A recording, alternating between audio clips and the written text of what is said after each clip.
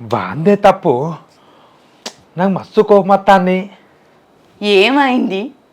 ఏమైందంటే నిన్న నారాజు గారిని నేను తాడాని పోయినాం. ఇక తాడాని పోయినాక సినిమా పోవాలనిపించింది. సినిమాకి పోయినాక ఇక ఇరుగా తాగుంటుంది. ఆ సినిమా మాకేం అర్థం అవుతలేదు. ఇక సడన్గా నాకు బాత్రూమ్ వచ్చింది. బాత్రూమ్ వచ్చిన వల్లే ఇక బాత్రూమ్ పోదామని పోతా అంటే ఇక ఒక రెస్ట్ రూమ్ అని ఉన్నది. ఇక దానిలో పొమ్మంటాను వాడు బాత్రూమ్కు. దానికి ఎట్లా పోతున్నా రెస్ట్ రూమ్ అని రాసినా కదా నేను బాత్రూమ్ పోతానా? మరి ఎటు పోయినావు?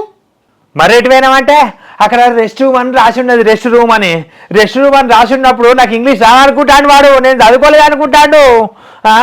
రెస్ట్ రూమ్ అంటే పడుకునే రూమ్, పడుకోవచ్చు, మంచిగా కూర్చోవచ్చు, అట్లాంటి రూమ్ అది. ఆ రూమ్లో పోయి నన్ను బాత్రూమ్ పొమ్మంటాను వాడు. ఎట్లా మనిషి ఎట్ట మనిషి. నాకు మచ్చుకోం వచ్చింది. నన్ను ఏదో తప్పు తీయాలని అటు పంపిస్తాను అనుకున్నాడు. అబ్బో నేను తెలివి కల్లోని. నేను పోలే సినిమా అయిపోయేదాకా పోలే. ఇక సపరేట్గా వచ్చినాక బయట పోయినా కానీ. ఓషిని, రెస్ట్ రూమ్ అంటే బాత్రూమ్ అన్నట్టే. ఇదేంటి నువ్వు కూడా చదువుకొని వేస్తే నానే 10వ తరగతి చదివినావు అదే 6వ తరగతి చదువుకున్నానికి తెలుస్తాను ఇప్పుడు అది రెస్ట్ రూమ్ అంటే ఉట్టి కూర్చునే రూమ్ అని. నువ్వు కూడా బాత్రూమ్ అంటావా? అయ్యో అయ్యో అయ్యో, చదువుకున్నదంటే నమ్మి వేసుకున్నా. నువ్వు కూడా ఉట్టి చూస్తేనా? నీకు చెప్పి వేస్ట్ పో. నీకు ఏది చెప్పి తింటావు? బాత్రూమ్ని రెస్ట్ రూమ్ అంటారా?